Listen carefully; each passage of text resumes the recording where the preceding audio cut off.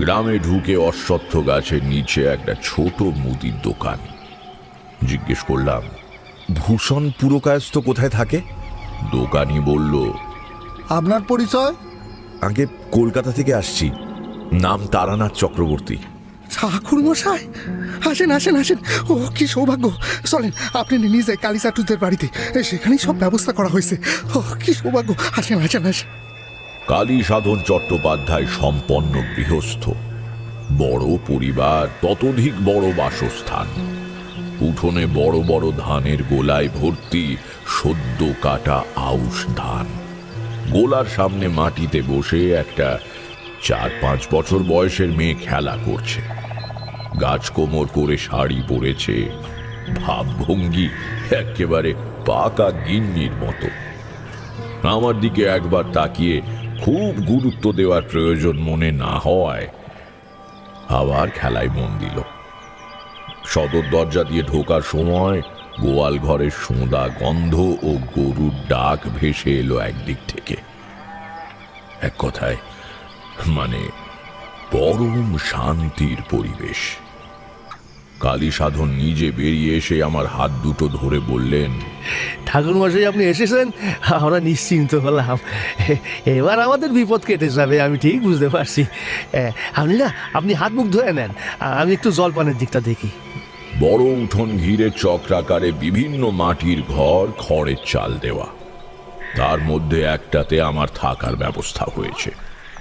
জিনিসপত্র রেখে হাত মুখ ধুয়ে সবে বসেছি, বাড়ির একটি বউ এসে বলল, আসুন বাবা ঠাকুর, একটু জলপান করুন। অনেকটা পথ এইছেন, খেয়ে একটু ঘুমিয়ে নেবেন খন। তুমি কে মা? এবারই ছোট বউ, ওই উনি আমার শ্বশুর ঠাকুর। অর্থাৎ কালী সাধনের পুত্রবধূ। উঠোনে যে মেয়েটিকে দেখলাম, ও আমারই শ্বশুরমশাই কালী ভক্ত, নাতনির নাম রেখেছেন মহামায়া। উঁচু মাটির দালানের ওপরে খাওয়ার ব্যবস্থা হয়েছে। আয়োজন দেখে চমকে গেলাম। একটা বড় ঝুড়িতে কয়েক দিস্তা লুচি ঠাসা, সেদিক থেকে খাঁটি গাওয়া ঘিয়ের গন্ধ আসছে। আলু কুমড়োর তরকারি একটা গামলায় ভর্তি। পাশে আরো কয়েকটা হাঁড়িতে কি রয়েছে তা ক্রমশ প্রকাশ্য। শুধু আমার জন্য নয় অবশ্য, গ্রামের কিছু মানুষ উপস্থিত আছেন, তাদের মধ্যে ভূষণও রয়েছে। আমাকে দেখে ভূষণ এসে প্রণাম করল। ওর মুখে একটা গর্বিত হাসি। বোধহয় সুদূর কলকাতা থেকে এত বড় একজন গুণী মানুষকে ধরে আনতে পেরেছে তাই। পেন্নাম ঠাকুরমশাই, আপনি আমার কথা রেখেছেন, আমরা ধন্য হয়েছি। মনে মনে একটু হাসলাম, আবার শঙ্কিতও হলাম। বেচারীরা জানে না আমি একজন হারানো গরুর মাদুলি বানানো মহাসাধক। রাজা মহারাজা ছেড়ে আপাতত ঠগ জোচ্চোরদের কোষ্ঠী বিচার করে আর টার্ফ ক্লাবের হিরো রেসুরেদের ফেভারিট বাতলে দিন গুজরান করে থাকি। 3 দিন পরে কি খাবো সেই ভবিষ্যৎবাণী পর্যন্ত করতে পারি না। কি যে ঘটছে এ গ্রামে, কিসের পাল্লায় পড়েছি কিছুই জানি না। বেখাপ্পা বেয়াড়া ধরনের ঘটনাগুলোর কোনো মাথা মুন্ডু বুঝতে পারিনি। শুধু একটা ক্ষীণ ধারণা সবে তৈরি হতে শুরু করেছে। তবু সব জানতা ভাবটা ছাড়লে চলবে না, কারণ ওটাই সবচেয়ে শক্তিশালী তুক। মুরব্বি চালটা বজায় রেখে বসলাম। কেউ কেউ বসেছেন দালানের ওপরে, কেউ কেউ নিচে উঠোনে। কালী সাধন সবার সঙ্গে আলাপ করিয়ে দিলেন। দেখলাম ওপরে যাঁরা বসেছেন সবাই ব্রাহ্মণ। কালী সাধন বললেন, শ্রীশ আপনারে কিছু বলবে, আগে খেয়ে নেন। নিশ্চয়ই শুনবো, কিন্তু করেছেন কি মশাই? সবাই মিলেও কি এত খাওয়া সম্ভব? পারতাম এককালে, কিন্তু সে বয়স গেছে। তাছাড়া শহুরে হয়ে পড়েছি, হাঁটা চলা কমে গেছে। এর সিকি ভাগও এখন খেতে পারি না। ও কথা শুনছি না ঠাকুর মশাই, কত দূর থেকে এসেছেন, মুখটা একেবারে শুকিয়ে গেছে। এটুক না খেলে যে দুর্বল হয়ে পড়বেন, বাড়ির মেয়েরাও কষ্ট পাবে। আপনি আপনি দয়া করে একটু মুখে দেন। এত আন্তরিক ভঙ্গিতে কালী সাধন কথাগুলো বললেন যে আমার যেন সত্যি মনে হলো হাতে পায়ে যথেষ্ট জোর পাচ্ছি না। অকত্যা পাত পেড়ে বসতেই হলো। তারানাথকে থামিয়ে দিয়ে কিশোরী বলে উঠল, এই শুরু হলো আপনার খাওয়ার বর্ণনা। এই খাওয়া দাওয়ার বাড়াবাড়িতে আপনার ভূত আসতে বড্ড সময় লাগে। তারানাথকে আজ মাথায় বরফ চাপিয়ে বসেছে। একটুও রাগ না করে সে গল্প বলে চলল, যেন কিছু শুনতেই পায়নি। আসলে যে পেয়েছে সেটা একটু পরেই বোঝা গেল। সবার পিড়াপিড়িতে অন্তত 4 গন্ডা লুচি ও 4 হাতা মিষ্টি কুমড়োর তরকারি খেয়ে ফেললাম, সঙ্গে গরম পটল ভাজা কালীবাবুর ক্ষেতের। বাড়ির 2 বউ রান্নাঘরে কড়াই থেকে নামিয়ে আনছে আর পাতে দিচ্ছে। যে লুচিগুলো অনেকক্ষণ ধরে পড়ে আছে সেগুলো সরিয়ে নিয়ে গিয়ে গরম গরম ফুলকো লুচি দিয়ে যাচ্ছে। পটলের গায়ে তখনও বুদবুদ ফুটছে, তাপে জিভ পুড়ে যাচ্ছে, কিন্তু এত সুস্বাদু যে থামতে পারছি না। বউদের মধ্যে একটি সেই ছোটটি, মানে মহামায়ার মা। অন্যজন হয়তো মেজো বা বড় হবেন। আর দুটো খেতেই হবে ঠাকুর মশাই, কোনো কথা শুনবো না। আর পারবো না মা, আর সত্যি আর পারবো না। লুচি পর্ব শেষ হতে না হতে এসে পড়ল বাড়ির গরুর দুধ দিয়ে তৈরি ক্ষীর। তোমরা কলকাতার ছোকরা, সে জিনিসের স্বাদ তোমরা জানবে না। এই যে তোমরা কথায় কথায় বলো খাঁটি গরুর দুধ, কলকাতায় আসার পর থেকে আমার মনে একটা প্রশ্ন জাগে, দেশে কি খাঁটি গরু ফুরিয়ে গেল? নইলে তাদের দুধ আর পাওয়া যায় না কেন? যদিও কাউকে কাউকে দেখলে মনে হয় গরু না হলেও খাঁটি বলদের অভাব কিছু নেই, বরং ইদানিং তাদের খুবই বাড়ন্ত দেখা যাচ্ছে। কিশোরী একটু নড়ে চড়ে বসল। কিছু লোক ঠেকেও শেখে না। কেন বাপু শেয়ানা বুড়োকে খোঁচাতে যাওয়া? পড়ে পাওয়া অকাল বর্ষণের সন্ধে চাল ভাজা চিবোতে চিবোতে দিব্যি ভূতের গল্প শুনছিস, শোন। তা নয়, সঙ্গে ভূতের কিলো না খেলে তোমার চলছে না। ভাবলাম এই চোট সামলাতে কিশোরীর একটু ফুরসত দরকার হতে পারে। তারানাথের সামনে বসে আমরা ধূমপান করি না, গুরুজনের প্রতি সম্ভ্রমবশত। চায়ের শেষ চুমুকটা দিয়ে এনামেল করা কাপটা নামিয়ে রেখে বললাম, আগে বাইরে গিয়ে একটু বৃষ্টির অবস্থাটা দেখে আসি। এই ধরুন 2 মিনিট। বিলক্ষণ বিলক্ষণ, চা খেয়েছো সদ্য, এরপরে একবার বৃষ্টি দেখে নেওয়াটা খুবই জরুরি। বলে নিজেও একটা পাসিং শো ধরালো।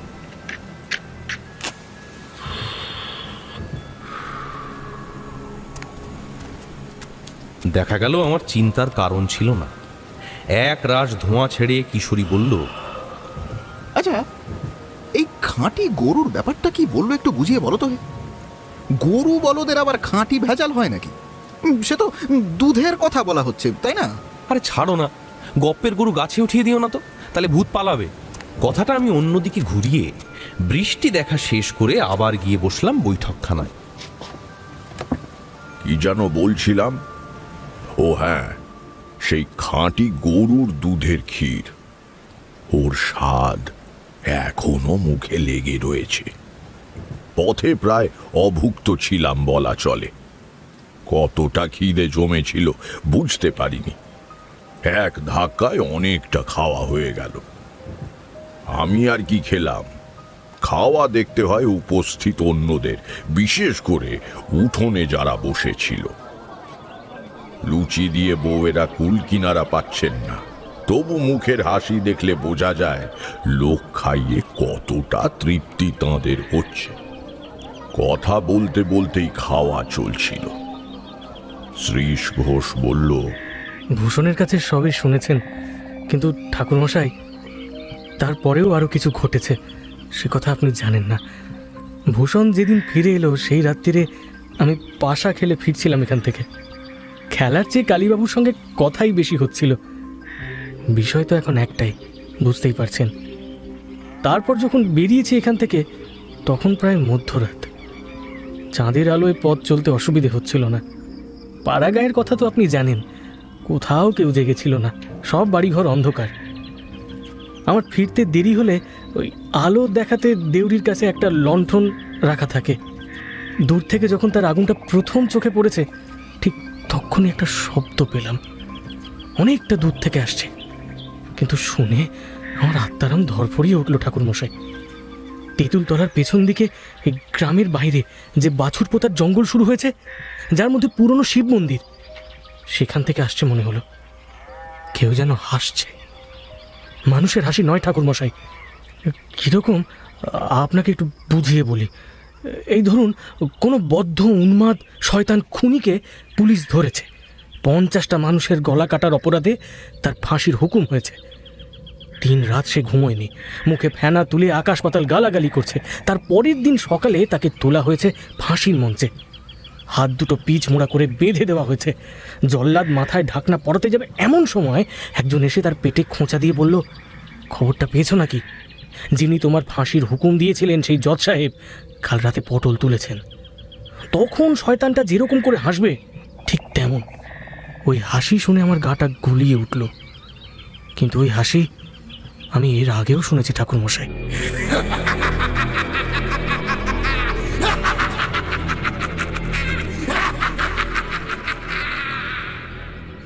এমনিতে তো গ্রাম ছেড়ে বেরোনো খুব একটা হয় না, কিন্তু আজ থেকে প্রায় 30 বছর আগে একবার কলকাতায় গেছিলাম কাকার বাসায়। কাকা তখন জীবিত। ওরা অনেক দিন আগে গ্রাম ছেড়েছেন। কাকা ছিলেন সরকারি কেরানি। পুজোর ছুটিতে বেড়াতে যাওয়ার খরচ পেতেন দপ্তর থেকে। প্রতি বছর নিতেন না, জমিয়ে জমিয়ে 4 বছর পর একবার ভালো করে ঘুরে আসতেন। তা সেইবার ছিল বেড়াতে যাওয়ার বছর। কাকা বললেন, তুইও চল। তো গেলাম সঙ্গে। 3rd ক্লাসে চড়ে দিল্লি, আগ্রা, তাজমহল, মথুরা, বৃন্দাবন, শেষে ফতেপুর সিক্রি।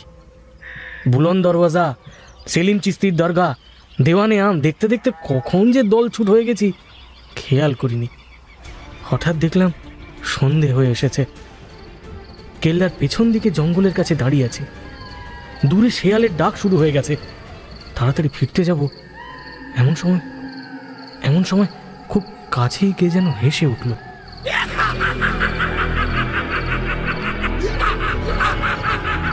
সে হাসি শুনে কাপড় চোপড় খারাপ হয়ে গেছিল। সেই সঙ্গে আর চোখে খেয়াল করলাম ঝোপ ভেদ করে কি একটা জন্তু বেরিয়ে এলো এবং একটু থেমে চারিদিকে দেখে আমার দিকে আসতে লাগলো। তাকিয়ে দেখলাম কুকুরের মতো অনেকটা, কিন্তু কুকুর নয়, কাঁধটা উঁচু, কোমরের দিক থেকে ঢালু হয়ে নেমে গেছে নিচে। গায়ে ডোরা কাটা দাগ, ভয়াবহ হিংস্র মুখ, 1 হাত জিভ বেরিয়ে লক লক করছে। আমি যেন পাথর হয়ে গেছি, হাত পা ঝিমঝিম করছে, মনে হচ্ছে স্বপ্ন দেখছি। 7 দশকের মধ্যে এসে জন্তুটা আবার ডাকলো। অবিকল উন্মাদ খুনির হাসি শুনলে বুকের রক্ত একেবারে জল হয়ে যায়। কিন্তু ওতেই আমার ঘোর ভাঙলো। বাপরে মারে করে এত জোরে দৌড়ালাম যে জুতো জোড়া কোথায় খুলে বেরিয়ে গেছিল পরে আর খুঁজে পাইনি। মাথায় ঘাড়ে জল দিয়ে কাকা সুস্থ করে তুললেন। দলের মধ্যে কাকার শিকারী বন্ধু জলধর চৌধুরী উনি ছিলেন। উনি বললেন, ওকে বলে হয় না, খুব বেঁচে গেছো আজ।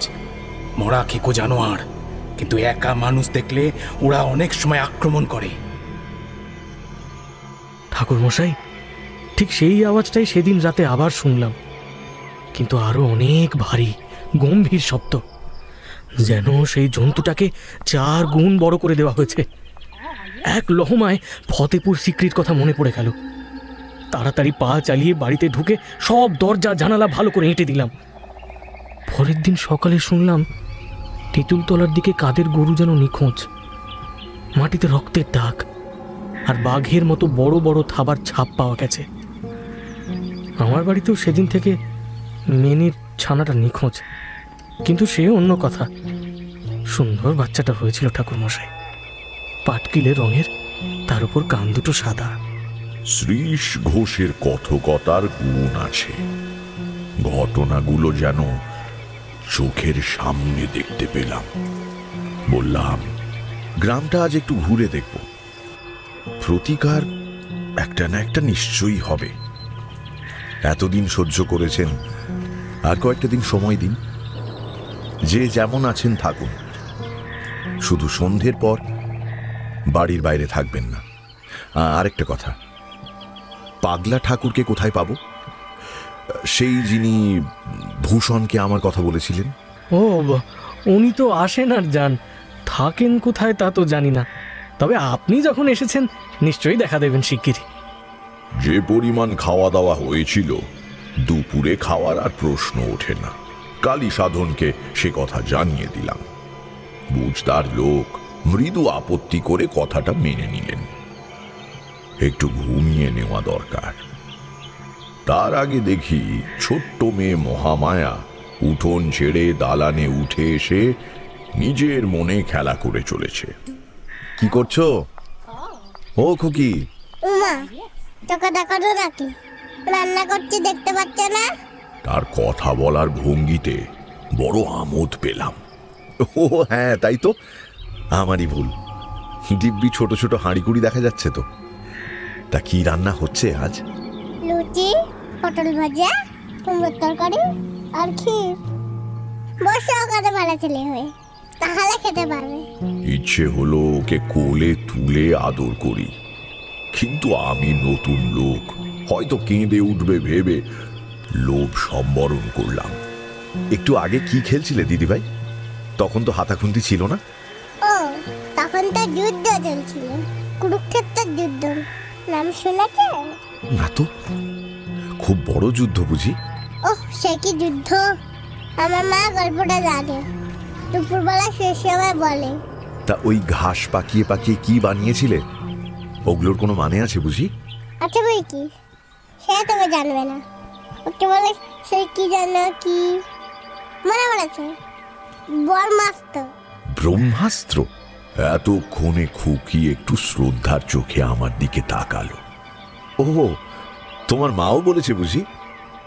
হ্যাঁ, তা সেরকমই ধরতে পারো। ব্রহ্মাস্ত্র ওরকম দেখতে হয় নাকি? ঘাস দিয়ে গিঁট পাকানো? মনে করলেই হয়। ঘরে গিয়ে বিছানায় পিঠ ঠেকাতেই এক রাশ ঘুম চোখে নেমে এলো। তলিয়ে যেতে যেতে ভাবলাম, মহাভারতে বলা হয়েছে ব্রহ্মাস্ত্রের কোনো নির্দিষ্ট আকৃতি নেই। যোগ বলে যে কোনো বস্তু, এমনকি একটি তৃণখণ্ড ব্রহ্মাস্ত্রের বাহক হতে পারে। খুকি সে কথা কি জানে? ঘুম থেকে উঠে দেখলাম বেলা গড়িয়ে গেছে, বাড়িটা নিস্তব্ধ। বোধহয় সকলে ভাত ঘুম দিচ্ছে। সকালের নির্মল আকাশ ঢেকে দিয়ে কখন যে কালো কালো মেঘ মাথার ওপর জমা হয়েছে জানতে পারিনি। ছিপছিপ করে বৃষ্টি শুরু হয়েছে। দূর আকাশের থেকে মাঝে মাঝে ভেসে আসছে বজ্রের গম্ভীর শব্দ। দালানের এক কোণে ঠেস দিয়ে দাঁড় করানো ছাতাটা তুলে নিয়ে বেরিয়ে পড়লাম। পথঘাট চিনি না, কোনো লোকও নেই যে জিজ্ঞেস করব, কিন্তু তেঁতুল তলা কোন দিকে হতে পারে একটা আন্দাজ করে নিয়েছিলাম। প্রায় আধ ঘন্টা হেঁটে দুবার রাস্তা ভুল করে সেখানে গিয়ে যখন দাঁড়ালাম, তখন মেঘের ভিড়ে আঁধার আরো ঘনিয়ে উঠেছে। এবার মনে হচ্ছে ঠিক জায়গায় এসেছি। এদিকটা গ্রামের দক্ষিণ প্রান্ত, বসতি প্রায় নেই। প্রাচীন তেঁতুল গাছটা শাখা প্রশাখা মেলে আকাশ আড়াল করে দাঁড়িয়ে। তার পেছন দিক থেকে ঝোপঝাড় বাড়তে বাড়তে ক্রমশ ঘন জঙ্গলে পরিণত হয়েছে। আমার ষষ্ঠেন্দ্রিয় বলছে নষ্টের গোড়াটাকে ওখানেই পাবো। মধুসুন্দরীর স্তব উচ্চারণ করে গাত্র বন্ধন করে নিলাম। তারপরে বললাম, হে ভুজঙ্গা মার্গং ত্যাজত সম্ভোর জটাজালং গচ্ছত। হে ভুজঙ্গা মার্গং ত্যাজত সম্ভোর জটাজালং গচ্ছত। সাপের দল যেন আমার আলোকিত পথ ছেড়ে সরে যায়। শিবের জটায় গিয়ে তারা যেন আশ্রয় নেয়। ছাতাটা ডালপালায় বারবার আটকে যাবে, সেটাকে বন্ধ করে লাঠির মতো করে হাতে নিলাম। ভিজলে ভিজতে হবে, ও নিয়ে ভাবলে চলবে না। লতা পাতা ঠেলে ঢুকে পড়লাম বাছুর পোতার জঙ্গলে। যেদিকে তাকাই সমান দুর্ভেদ্য মনে হলো। কোন দিকে যাব? জীবনে যতবার অশুভ শক্তির সঙ্গে মোলাকাত হয়েছে ততবার একটা লক্ষণ দেখেছি, প্রাণের স্বাভাবিক ছন্দ সেখানে থেমে যায়। মানুষ যা বুদ্ধি দিয়ে বুঝতে পারে না, পশু পাখি গাছপালা তা অনুভব করতে পারে। আমরা যেমন পচা দুর্গন্ধ এড়িয়ে চলি, ওরা তেমন অমঙ্গলজনক শক্তির কাছ থেকে সরে গিয়ে একটা নিস্তব্ধতার ঘেরা টোপ তৈরি করে। একটু স্থির হয়ে দাঁড়িয়ে থাকার পরে টের পেলাম নিজের হৃদস্পন্দন শুনতে পাচ্ছি। অথচ নিশুতি বনের মধ্যেও যে তুমুল জীবনের স্রোত প্রতি মুহূর্তে বয়ে চলে, তার স্বাভাবিক শব্দে আমার হৃদস্পন্দন চাপা পড়ে যাওয়ার কথা। কিছু বিশেষ প্রক্রিয়া করে শ্বাস প্রশ্বাস ও রক্ত চলাচলের বেগ ক্রমশ কমিয়ে আনলাম। বাছুর পোতার নিস্তব্ধতা নিজের মধ্যে ধারণ করতে চাইলাম, যাতে মাটির সঙ্গে মাটির মতো, পাতার সঙ্গে পাতার মতো মিশে যেতে পারি। হয়তো 5 মিনিট কেটেছে। এবার টের পেলাম একটা গভীর গুঞ্জন মানুষের শ্রবণ ক্ষমতার নিম্ন সীমায় এক টানা বেজে চলেছে। মোটামুটি একটা দিক আন্দাজ করে নিয়ে এগোলাম সেদিকে। পায়ের তলায় কিছু একটা পড়ল। টুসটুসে পাকা ফল যেমন একটু চাপ দিলেই রসকস ছড়িয়ে ফেটে যায়, তেমনই একটা শব্দ হলো।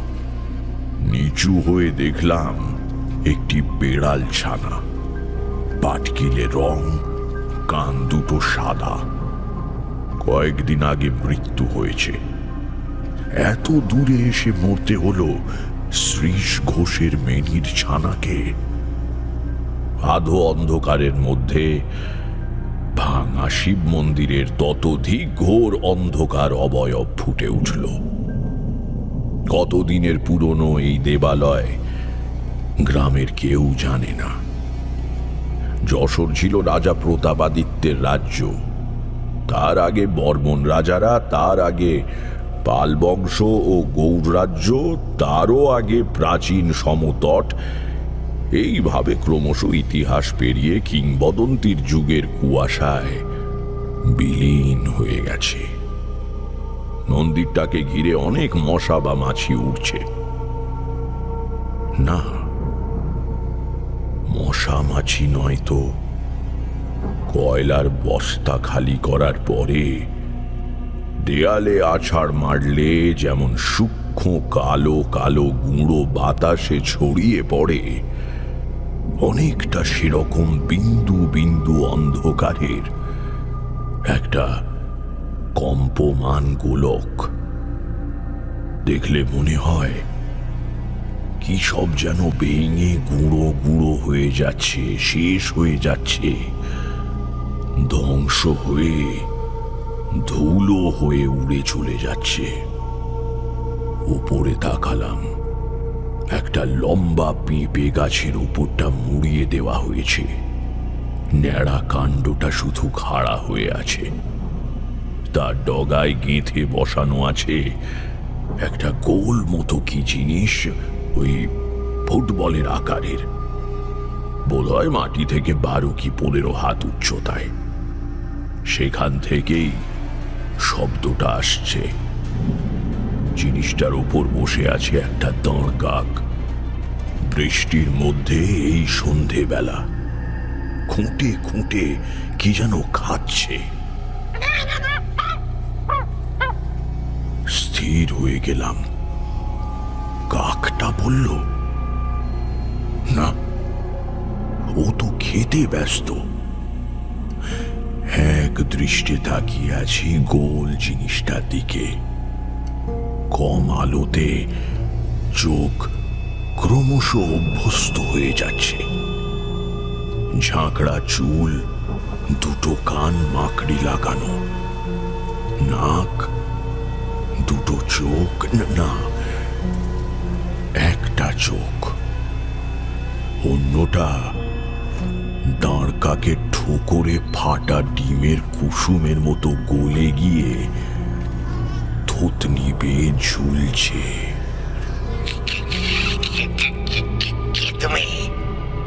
আমি তারানাথ চক্রবর্তী।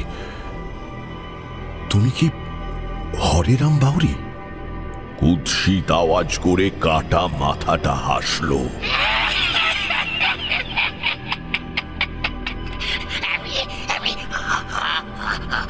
হরে কৃষ্ণ।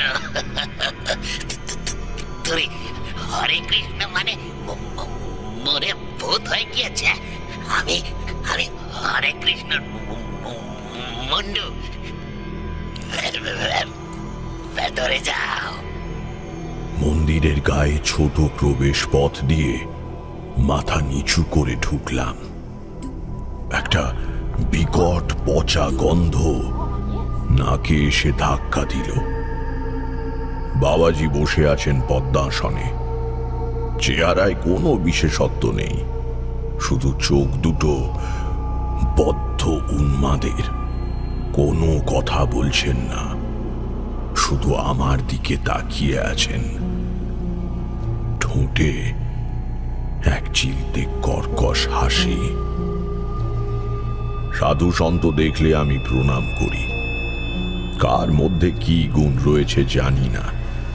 মানুষকে সম্মান জানাতে ক্ষতি তো কিছু নেই, কিন্তু একে দেখে প্রণাম করতে ইচ্ছে করল না।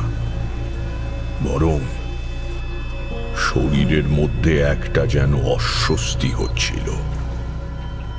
শীতকালে উলের জামা পরলে যেমন অনেক সময় গা শিরশির করে, লোম খাড়া হয়ে যায়, সেরকম মারাত্মক শক্তিশালী সাধক টের পাচ্ছিলাম।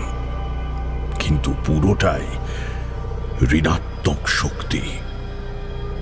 ভয় করে, কিন্তু শ্রদ্ধা হয় না। গাত্র বন্ধন বলে বাবাজি ক্রূর ভঙ্গিতে হাসলেন।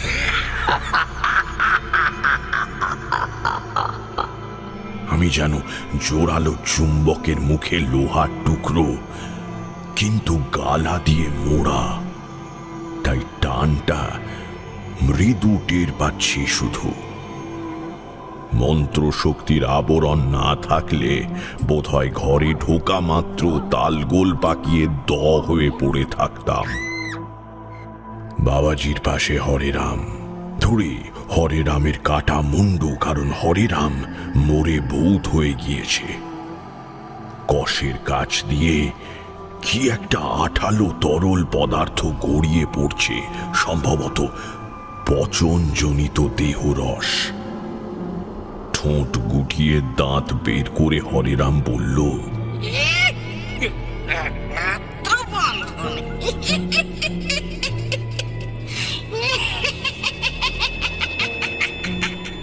পরাণকে কি করেছিলেন?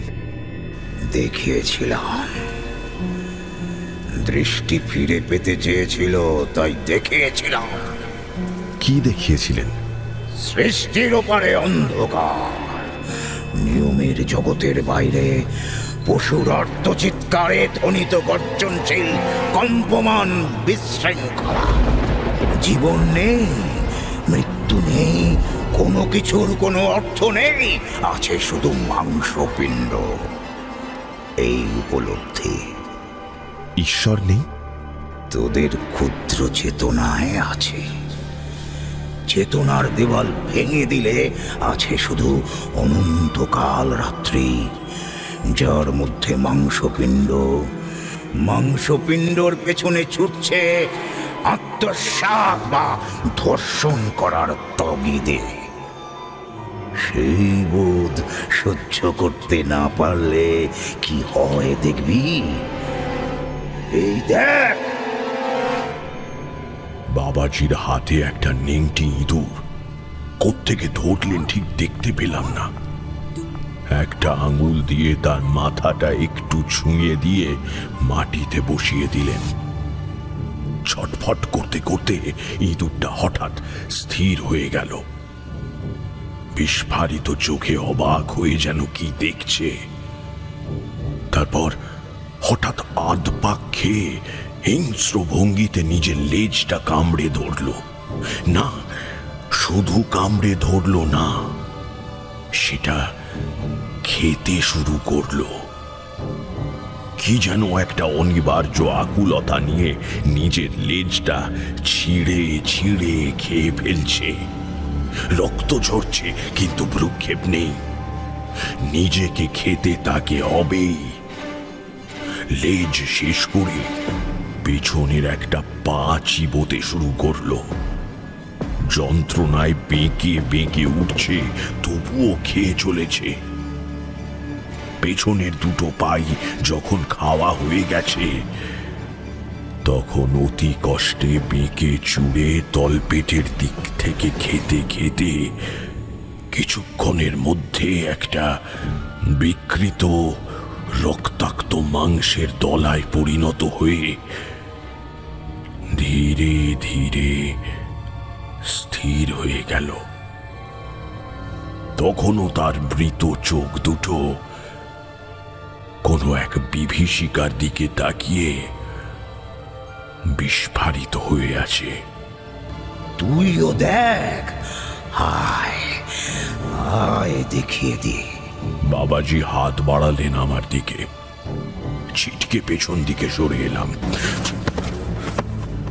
বমি করার মতো শব্দ করে বাবাজি অট্টহাস্য করলেন।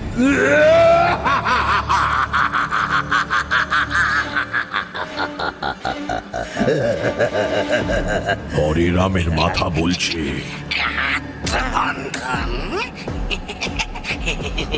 ভয়ের কি আছে? মৃত্যু নেই বললাম না? মাংসের তো জীবনই নেই, তার আবার মরণ কিসের? স্মৃতি ছাঁচে, স্বপ্নের ছাঁচে ফেললেই নতুন।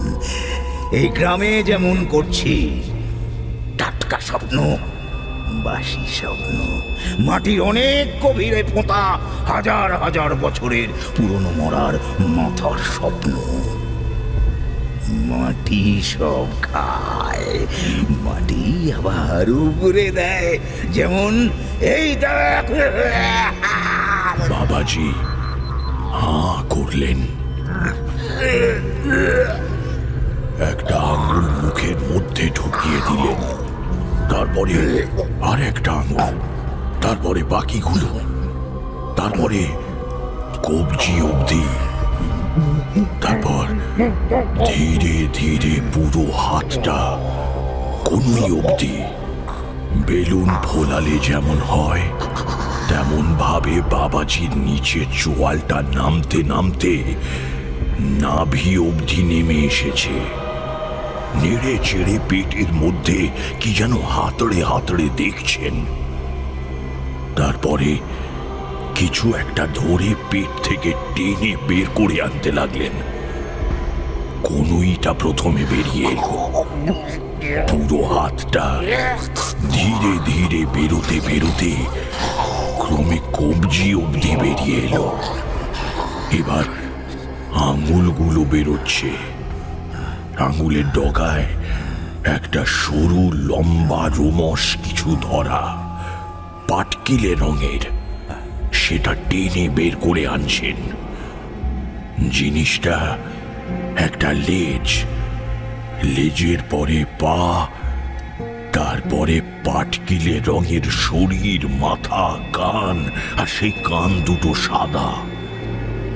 শ্রীশ ঘোষের মেনির ছানাকে উগরে বাবাজি মাটিতে বসিয়ে দিলেন।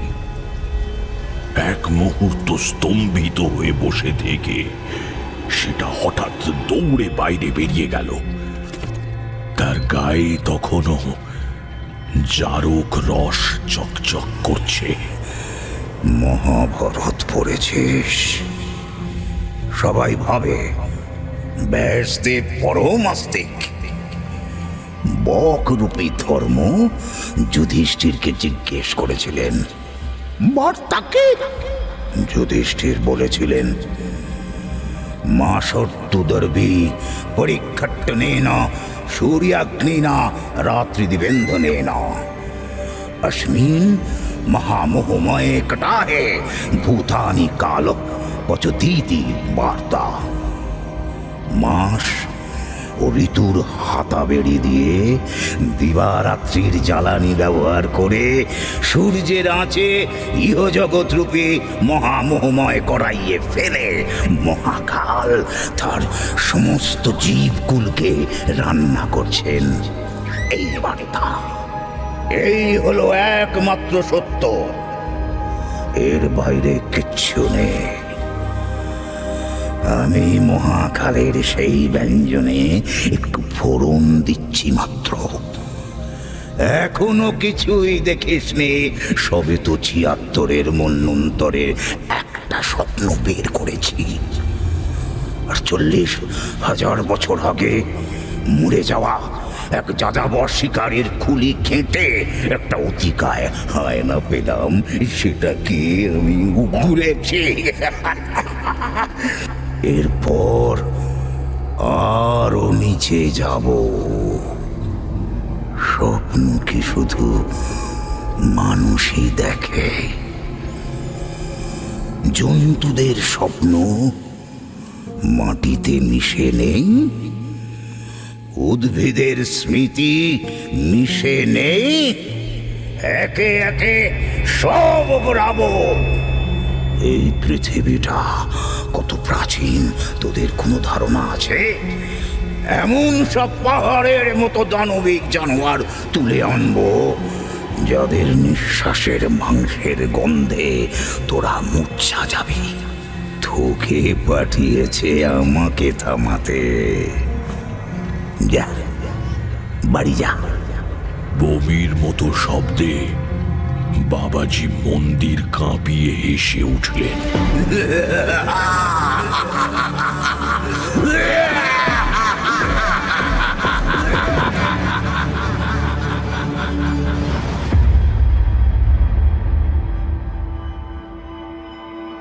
কাউকে কিছু বললাম না। কি বা বলবো, কেই বা বুঝবে? বেচারীরা ক্ষুদ্র বুদ্ধি দিয়ে আমাকে পরিত্রাতা ভেবেছে, কিন্তু আমি তো ওদের মতোই আর একটা মাংসপিণ্ড মাত্র। হয় কাউকে খাবো, নয় আমাকে কেউ খাবে। গুঁড়ো গুঁড়ো হয়ে মিশে যাব, দলা পাকিয়ে পাকিয়ে ফিরে আসব। এভাবেই কড়াইয়ের মধ্যে অনন্তকাল ভাজা ভাজা হতে থাকব। এর থেকে কে কাকে বাঁচায়? সারা রাত ঘুমোতে পারলাম না।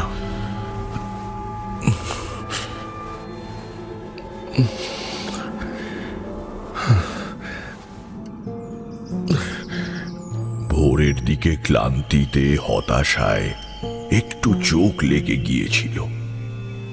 ঘুম ভাঙল গানের সুরে।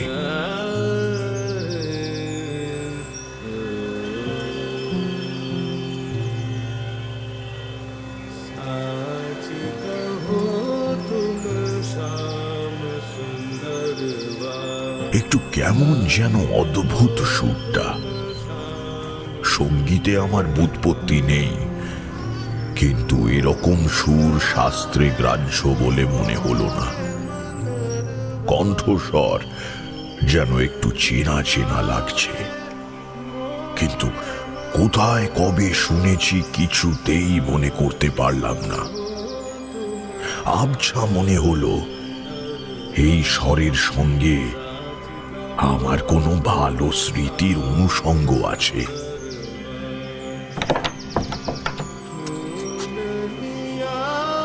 বেরিয়ে দেখলাম উঠোনে উবু হয়ে আমার দিকে পিঠ করে বসে কেউ একজন গান করছে। ছোট্ট খুকি মহামায়া পেছন থেকে তার গলা জড়িয়ে ধরে পিঠের ওপরে ঝুলে দোল খাচ্ছে। লোকটিও সেটা সানন্দে মেনে নিয়ে আগু পিছু তুলছে। নিশ্চয়ই পাগলা ঠাকুর, সেই যে যিনি গান করেন। এবার সে রহস্যটা ভেদ হবে। গান থামিয়ে পেছনে না ঘুরেই পাগলা ঠাকুর বললেন, এসো তারানাথ, তোমার জন্যই বসে আছি। চমকে উঠলাম। তাড়াতাড়ি সামনে গিয়ে প্রণাম করে বললাম, আপনি? হুবহু সেই চেহারা, একদিনও বয়স বাড়েনি। উস্কো খুস্কো চুল, মুখে শিশু সুলভ হাসি। আগু পিছু দুলতে দুলতেই অমর জীবন বললেন, বসো এখানে, গান করি, শোনো। মহামায়া ওর গলা ছেড়ে দিয়ে হাততালি দিয়ে উঠল। হ্যাঁ হ্যাঁ, গাও, আমার খুব ভালো লাগছে।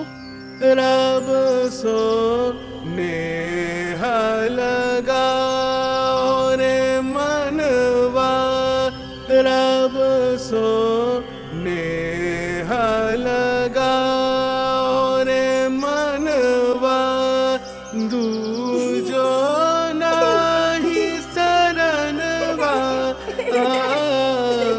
दूजो नाही शरणवा, रब सो नेह लगाओ रे मनवा। গান শেষ হলে বললাম, এটা কি সুর? শুনিনি কখনো মনে হচ্ছে। শুনবে কোত্থেকে? এ তো আমার বানানো। এর নাম দিয়েছি খঞ্জ বিলাবল। কেন বলো তো? পা নেই তাই। আর এর আগেরটা ছিল অনাথ আশাবরী, বেচারির মা নেই। এছাড়াও আছে। আচ্ছা আচ্ছা আচ্ছা আচ্ছা, বুঝেছি। কিন্তু এসবের মানে কি? মানে মানে আবার কি? তুমি যা মানে করবে তাই। মানে কিছু নেই। অর্থহীন গান। অর্থ অনর্থের মূল একজন বড় মানুষ বলেছিলেন। অর্থই যদি বড় হবে তাহলে গান না গেয়ে অর্থটাই গাইতাম নাকি? আগের দিন থেকে এই ধরনের কথাটা এই 3 বার শুনলাম। আপনি মস্করা করছেন, কিন্তু এদিকে যে ঘোর বিপদ। বলো শুনি। আগাগোড়া বললাম, কিন্তু ওকে খুব একটা চিন্তিত বলে মনে হলো না। মিষ্টি হেসে বললেন, ভাস্কর দত্তের ছেলের ওই অবস্থা হয়েছিল প্রয়াগের মেলায় হারিয়ে গিয়ে। বাবাকে খুঁজে পাচ্ছে না, সে কি কান্না! তার কাছে তখন কোনো কিছুর কোনো মানে নেই। শর্করা মণ্ড দিচ্ছি, খাবে না। জবের লাড়ু দিচ্ছি, খাবে না। ওর কাছে তখন জগৎ অন্ধকার হয়ে গেছে। শেষে খুঁজে খুঁজে তার বাবাকে বের করে কোলে তুলে দিলাম, তবে হাঁপ ছেড়ে বাঁচল। একটু পরে দেখি বাবার কাঁধে মাথা দিয়ে শান্ত হয়ে ঘুমিয়ে পড়েছে। এই লোকটারও সেই অবস্থা। জগৎ সঙ্গমের মেলায় বাবাকে হারিয়ে ফেলে এখন ভাবছে সবই অর্থহীন। ভাস্কর দত্ত? না না, ভাস্কর দত্ত, শ্রেষ্ঠী ভাস্কর দত্ত। কবেকার কথা বলছেন বলুন তো? ও তাই তো, তুমি তো জানবে না। সে হলো গিয়ে মানে তোমার জন্মের কিছু আগের ব্যাপার। তাহলে আমি এখন কি করব? একটু ভূত ভৈরব শোনো বরং। ওর গানই দত্তেরি, এই গানের কি ব্যবস্থা হবে? আপনি আমাকে নিয়ে এসেছেন, আপনিই বলে দিন। ও মা, এখনো বুঝতে পারোনি? তুমি তো হে দেখছি একেবারে তৃতীয় সুর ষষ্ঠ সুর। কেন, কাল মহামায়া দিদি তোমাকে বলে দেয়নি? আচ্ছা রোশো, আমি দেখিয়ে দিচ্ছি। বলে আমার কপালে ঠিক মাঝখানে আলতো করে ছুঁয়ে দিলেন। এক মুহূর্তে কোথায় পড়ে রইল সুবুদ্ধিপুর গ্রাম, কোথায় যশোর জেলা, হিমাচল থেকে বঙ্গোপসাগর অবধি বিস্তৃত শস্য শ্যামলা বাংলা, এ পৃথিবীর নীল গোলক, হঠাৎ সব উধাও হয়ে গেল।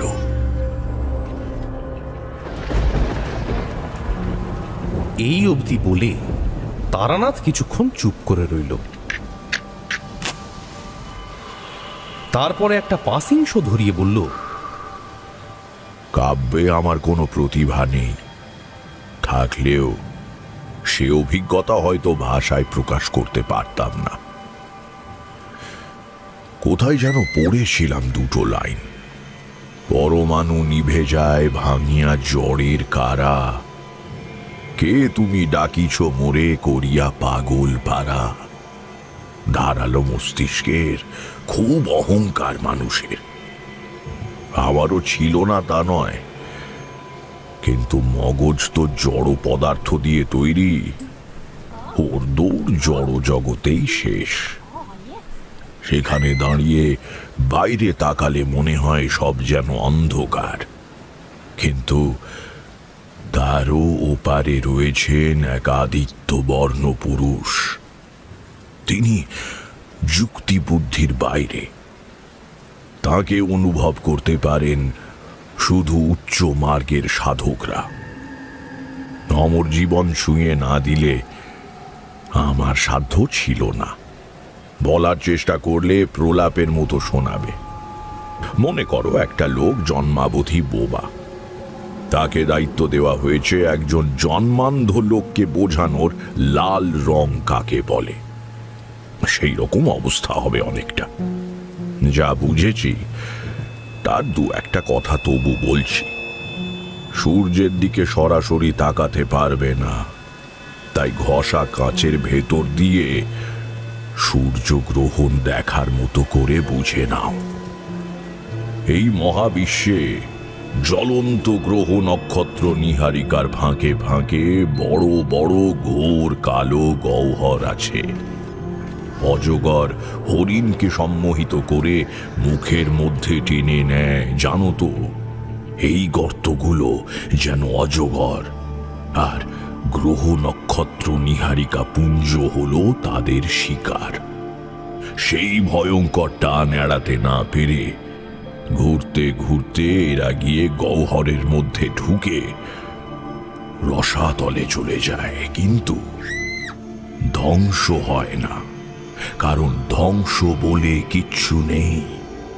কালো গহ্বরের উল্টো পিঠটা সাদা, সেখান দিয়ে ক্রমাগত বস্তু উদ্গীরণ হচ্ছে, কিন্তু সে আর এক ব্রহ্মাণ্ডে।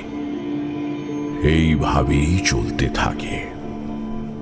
তোমরা বিজ্ঞান পড়া ছোকরা ভাববে বুড়োর বুঝি আজকাল শুধু সিগারেটের ধোঁয়ায় নেশা হয় না, কিন্তু এ আমার নিজের চোখে দেখা।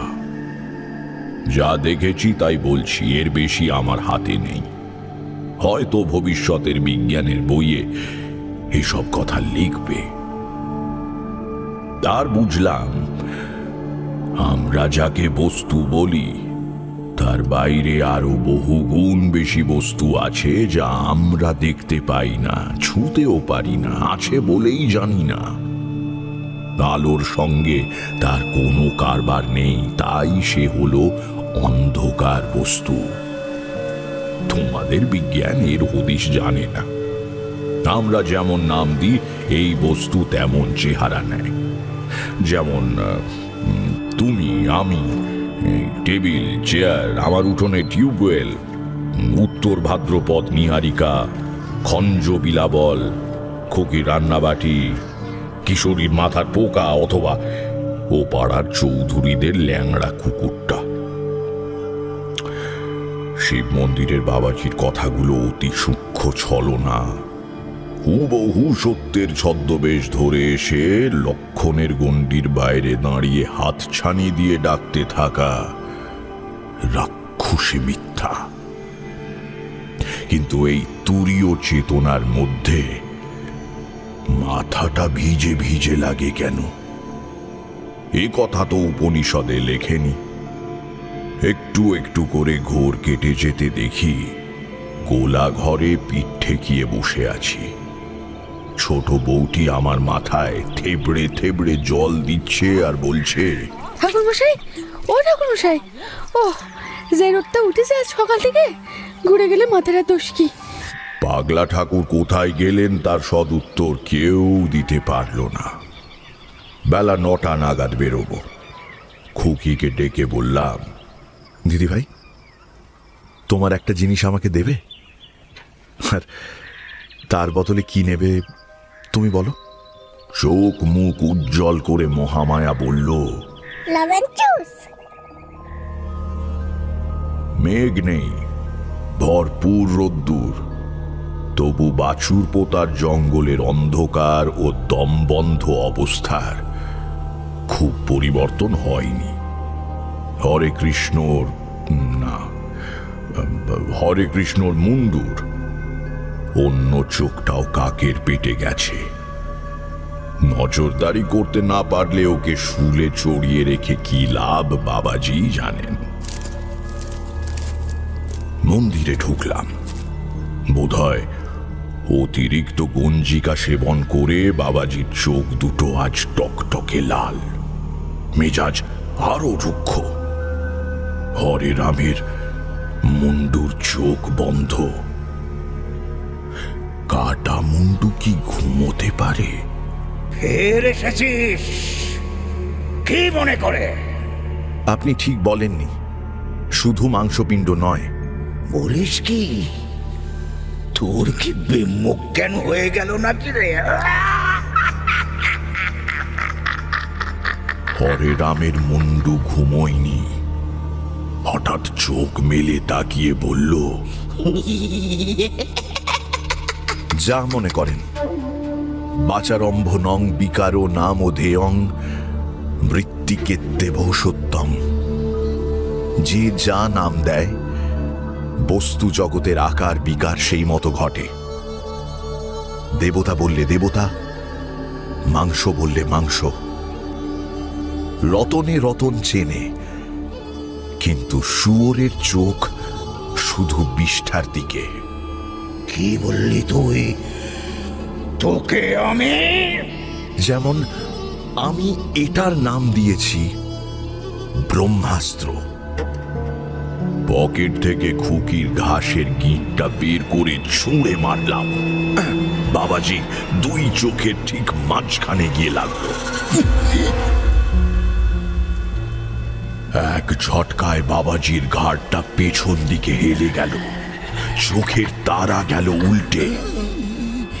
সমস্ত শরীরটা থরথর করে কাঁপতে কাঁপতে ধীরে ধীরে স্থির হয়ে এলো।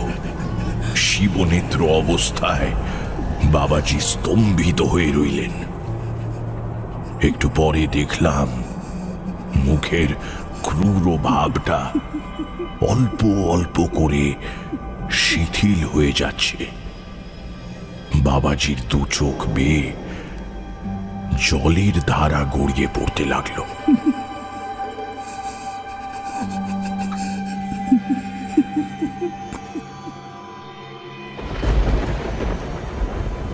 ফেরার পথে অশ্বত্থ গাছতলার দোকান থেকে খুকির জন্য এক রাশ জিনিস কিনলাম।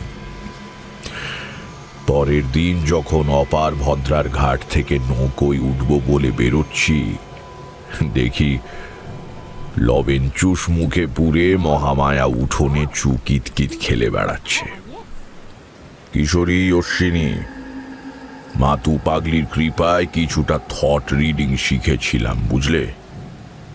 যৌবনকালে অনেকটা শক্তি নষ্ট করে ফেলেছি নিজেরই দোষে। তবু যেটুকু আছে তা দিয়ে কয়েকটা কথা টের পাই। যেমন এখন বুঝতে পারছি কিশোরী কি ভাবছে, কিশোরী অবাক হয়ে বলল, সত্যিই বুঝতে পারছেন? বলুন দেখি।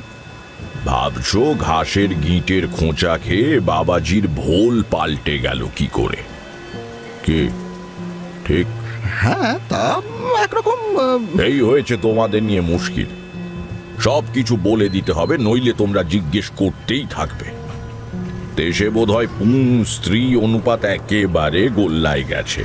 খাঁটি গরুর দুধ পাওয়া যায় না, অথচ যাকে জীবন কোনো কোনো মানুষকে এমন অভিজ্ঞতার মধ্যে দিয়ে নিয়ে যায় যে তাদের ধারণা হয় জগৎটা বোধহয় আগাগোড়া জড় পদার্থ দিয়ে তৈরি, কোথাও কোনো নিয়ন্ত্রক শক্তি নেই।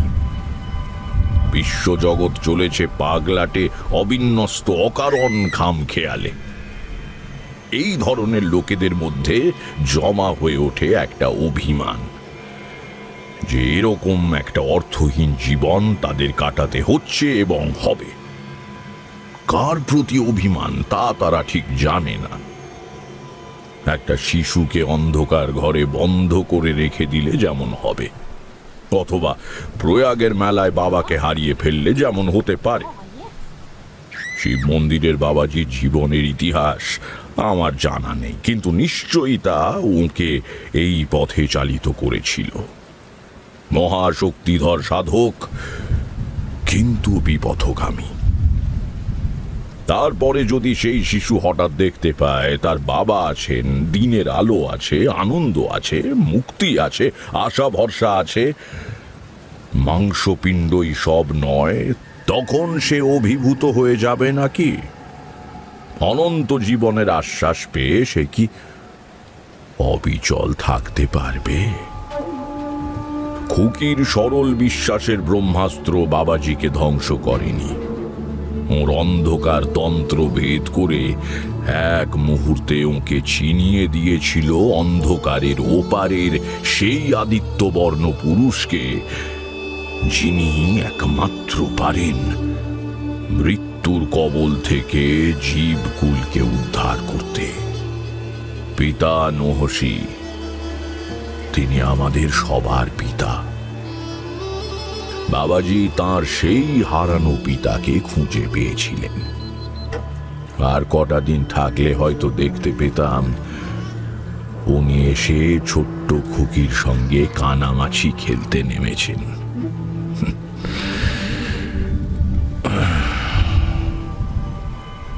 অনেক রাত হলো, বাড়ি যাও তোমরা।